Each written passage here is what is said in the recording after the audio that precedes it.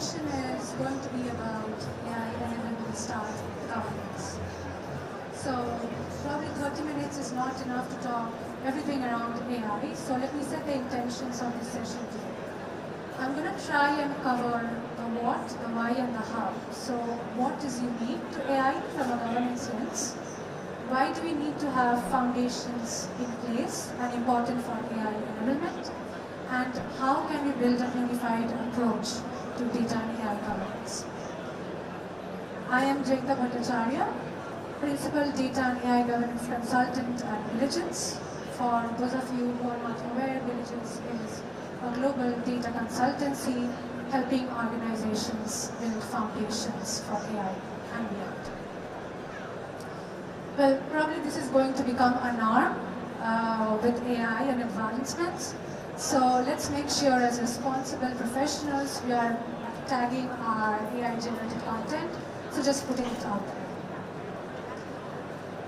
Over the years, we have come across a lot of different governance terms. But if we think about it, the underlying principle of governance is still the same. So it's a layer above management that guides and oversees the direction of something.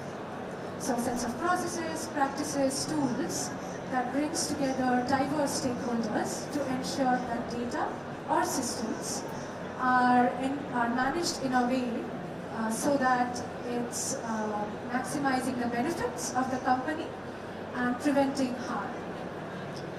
If we zoom in to data and AI governance, I think given the unique challenges and complexities around AI, there are a few great differentiators we need to think about. And we'll go through them today in this session.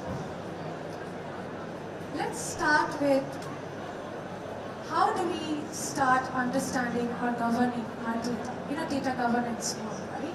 So you have all forms of data, and then you create a curation layer where we start cataloging what is critical to the business, right? So we catalog, we then add quality measures, we have the lineage extraction, understanding the flow of the priority systems, and then on top of that we have risks and compliance, so GDPR, privacy, and we enrich it with our business metadata and business context, KPIs, and internal policies. And of course, ownership and stewardship is very important for governance. So what has changed now? Now we are talking about AI models. So similar to what we did for data governance would make sense. We would do a catalog of AI, understand the use cases, make sure it's traceable, reliable, and compliant.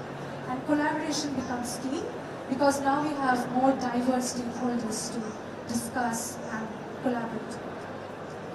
But AI models have been there for a number of years. What has changed now? I think everyone knows it's generative AI. And so what's the difference in AI models and generative AI? The incredible momentum of Gen AI's interest is actually making organizations think about governance. McKinsey survey says that in 2017 the use of AI was 20%, and now it has raised to 78%. So we understand that it's top for every organization. And that's why we need to understand that we cannot do governance in silos for data and AI. We have to have this unified data and AI governance approach, where we both understand what data are being input to the AI models and outputted from the AI models, the outcomes, and we build a governance structure around those things. Let me ask you a question. I'm not sure how many of you in the audience are now exploring Gen AI, but what are the biggest inhibitors to realizing value from your, for example, AI and ML? And feel free to do a scan and you can add your inputs. I see someone are, so I'll give you a minute. Those of you who are not comfortable, we can also do show of hands. So do you think it's lack of AI skills? Okay. Do you think it's lack of trust, data quality, which is inhibiting, okay? Or do you think it's collaboration or not getting business results? Okay, I think quality and collaboration is very the most. Let's see if we have something. Oh wow, okay. Data quality, thank you for your input. So data quality looks like on the top. And then we have trusted data and quality. So it's interesting because we are not far away from what IDC Wave 2 service is. So Wave 2 service is that data availability and quality was the biggest inhibitor to AI and ML. So we need to understand that quality is in the forefront. Let's talk about quality a bit. I know there's obviously other factors contributing, but we focus on quality. Let's take a simple AI lifecycle. And this is very simplified, right?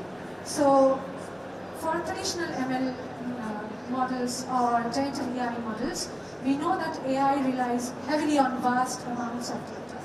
So data is inputted, and then the model is trained or fine-tuned based on the data in generative AI models, and then we deploy and keep monitoring. So data is most important for AI models. And data is, if you have, for example, accurate, complete, relevant, and up-to-date data, you know that you're putting in contextual and relevant data that is unique to your business for your AI models. But we also have to make sure that the model's performance is checked, right? So if data is of bad quality, we know that models are going to amplify it. But if the model's performance is not good, we have to keep monitoring the models and update the parameters, right? So model evaluation metrics are important. And in the age of generative AI, for example, Forbes mentioned that by 2025, actually, 90% of our internet is going to be generative AI content. So the model should be able to understand the drifts and the collapse and be able to retrain with the actual data that is relevant to the problem. So we understand that when we talk about AI governance, we have to still have data in order first. So we cannot talk about AI without talking about data. So data needs to be still relevant for my unique business. It still needs to have trust and transparency. And on top of that, we include AI, right? All forms of AI. And there's another aspect or extensions to AI governance, which is unique. There's a mix of necessity now to have different skill sets. So we still need to have, for example, AI core expertise, data science expertise, and people who understand the policy ecosystem problem, the regulations that are coming out, so that they can implement them for their governance programs. And when it comes to policy ecosystem, you must have seen these news, right? So data breaches across the world. And this is where traditional compliance teams comes in. So we have to make sure that we have classifications, we have PII, and we have tagged the data properly so that sensitive data is not disclosed. Because if you don't have your foundations of compliance in place and control, then AI can weave in through the compliance gaps, right? So we have to make sure that foundations are still there. And then you have these other forms of use, which is why people are so agitated in a way. So AI is swearing at customers and it's providing misinformation. And when we have such a powerful technology where new cases are being logged every month, like up more than 50 new cases are logged every month, people are trying to understand, how do I trust AI? Right? So that's the emerging risks, which is different in AI governance. So we are talking about societal, which is bias, discrimination, hallucinations. And we know there are environmental implications. So for example, we know there's so much energy and water needed for maintaining these AI models. So when we have such a powerful technology, we're asking, do we understand the risks and oversight mechanisms? And that is why we need governance. But we also have seen AI doing great in the field of, let's say, healthcare or retail or in normal productivity gains. And if AI is positioned correctly, it can become an interface to surface insights or make sure that we are increasing our productivities and triggering actions through it. And that's the balance business is trying to find. So they have to have creative apps and cater to personalized products for the customers, but they also have to make sure that they have responsible governance. Because we know that AI enablement without governance can lead to chaos. And we have seen it in history with data as well. So we have to make sure that we understand what is at stake here. And that's why we go back to our basics. What do we do with data governance? We still start with assessing, understanding what we have and what we need in place. Then we embed this governance framework. So when we are embedding this governance framework, we have to keep in mind what are the metrics that is valuable to the company, to the organizations. And then we can concurrently scale and sustain. Now it's not 3 easy steps, we all know that. But how do we start understanding? Because one of the critical areas around AI is the risks. So that's why we look towards standards and regulations, what are coming out. And one of the key things is AI ethics. So EU requirements say that there's these broadly 3 main areas where we have to understand and put oversight mechanisms. Right? So trustworthy and safe, what does it mean? So you can have examples like metrics of measuring hallucinations. You have to have metrics and thresholds of saying that no, zero tolerance on outputs leading to harm or legal violations. Then you have responsible and accountable. So that's where you have to make sure that you have AI governance processes in place. You have human oversight, and you're putting in filters of how people can prompt something. Because we don't want sensitive data to be disclosed in the organization or outside the organization. And then you have transparent and scalable. So these are things where you have to make sure the models are actually cataloged, like we saw in the first presentation of AI registry. So you have to make sure you have an end-to-end traceability of which data sets are used, which models are used, for what purpose. And then you have to also document the decisions for all the diverse stakeholders that you need to involve. Now, these can be not simple metrics but trade-offs as well. So we have to make sure that we understand the business objectives of the organization, and we have in place the metrics or trade-offs that aligns with the values of the company.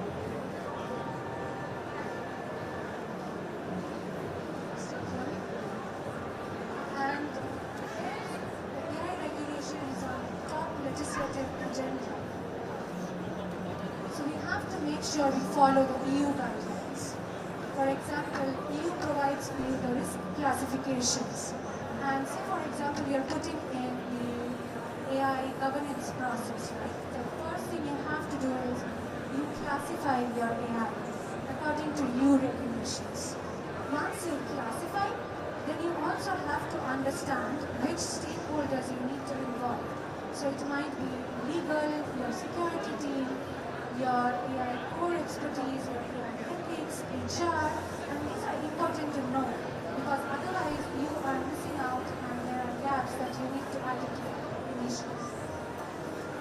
And then it's also important to understand what role are you playing, because the majority of obligations does fall on the providers, but we also have to understand that as deployers, if you make enough changes to your model, you can become a provider. So then the obligations fall on you. So it's very important to understand these nuances within the policies and the regulation. And that's the reason why we need to have and understand the evolving regulation landscape. Right? So there's a number of regulations that are coming out at different speeds across different jurisdictions. And there's also standards we look towards. Obviously we have traditionally NIST frameworks and OECD principles, but now we have the ISO standard. So the ISO 42001 is a framework that helps you to develop, implement, monitor, and improve your AI systems responsibly. So these are the standards and regulations that we need to keep track of, and that's why we need people who understand the policy ecosystem. Now, how do we make sure that people are understanding these policy ecosystem changes? So you need to have a way to change these principles to practice. Can you still hear me? So you have to change the principles to practice, right? So let's go back to our AI lifecycle and let's expand it a little bit. Now it's important to highlight that the difference between traditional machine learning models and generative AI models is that in generative AI models, certain phases have shortened. For example, developing and designing models. Right? Now you have pre-trained models. But then there are other phases that becomes more important. So you still have to have a business understanding. You still need to have an understanding of what the objectives are for your particular business, not what it was pre-trained with. And then you have to equip the community with the right data so that they can use that to fine-tune and evaluate and validate whether these elements are going to help you. And it should be across the life cycle, right? We should have checks across the life cycle. Let's see transparency and explainability. And we spoke about this. So we have to make sure that the users understand what the model is about, what the purposes are, how is it going to be used, shared, retained. Then you have risk management. So if we take an example of bias, so for example, because bias can be in your data set while you are building your AI application, while you are testing, or while you are putting it out in the market and it's learning from its available data. Right? So we need to have risk management across the life cycle and beyond. And this is just an example. Then we have AI impact assessments. So this is important because this is where you bring together diverse stakeholders like we spoke about earlier, and they are going to provide their decisions, right? So we need to understand why they are providing certain decisions, what are the mitigation actions, and how do we make sure that we are using AI which is going to benefit the organization. So we need to identify the use cases, classify them based on EU AI Act, and then add our decisions and make sure what is approved or what is not approved. And this should be part before we deploy. For example, third-party applications, we might even do this before you procure something. So it's important to understand where you put these governance across the life cycle. And then you have security and privacy. We don't want AI to have unauthorized access to something sensitive, right? So we don't want to disclose sensitive data and safeguard them. So we need to make sure we have our foundations in place. And like we said, for compliance, it's very important to have data compliance in place. And then we have to build on top of that for AI specific compliance and security. Accountability chain. I really like this term because it's not just responsibility of one person. There's a number of people involved in different stages, and it's a chain. And sometimes we collaborate. So we need to understand the reporting lines. How do we approach someone? Who is the right person? And we need to do that for individual of these steps. That's going to help us in the long run. And all of this is not done in one, for example, session, right? We need to have continuous literacy programs. And literacy is not unique to AI, for example. We have done literacy for different kinds of domains. And we need to understand that we need to get on this literacy as quick as possible. And now AI literacy is actually part of legal requirement. So we would start aligning it with the business objectives of the use cases. Then we would build and promote awareness. When we are building guidelines, it's important to mention the do's and the don'ts. Because most often people don't know the boundaries of how to not use something. Then we create tailored training. For example, we have these core expertise in AI, We have core expertise in policy, so let's make some tailored training so that people understand where they stand and what they're supposed to do. And community of practice, because that's where ideas grow, right? People understand how to interact and share ideas and insights, trends that are going on. And we refine as the technologies evolve. So all in all, we started with this unified approach, and it's important to highlight, if we look at it through layers, say data, risk, organizational layer, each of these layers have something unique we need to consider for AI. We can still apply the same approach for data, but we need to make sure that when we are doing data and AI governance, for example, data and AI model layer should have the infrastructure for productivity and making sure the AI models are able to run in that infrastructure. We make sure in the risk layer, we have all the considerations for AI, so ethical AI, and the risk management and feedback mechanisms. And we build them in line into the life cycles, not after something has gone wrong.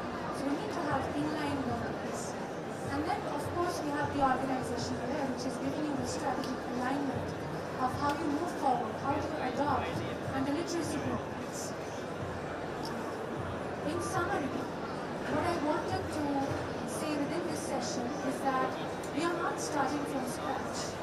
There's a lot of things that we can reuse and resources we have if you have a data governance foundation. So let's reuse those resources and build on top of that. So there are some internal factors we definitely have to align before you move towards your governance or AI enablement programs. And those are strategies. So you might have corporate strategy. You have to align that with AI strategy. You might have executive sponsorship, but are they having the sponsorship at the right levels and for the right things? There's a survey from McKinsey which says that the obstacle to responsible AI is 51% knowledge gaps and 45% resource and budget constraints. So let's make sure we're putting our money and resources at the right places to enable companies to do AI.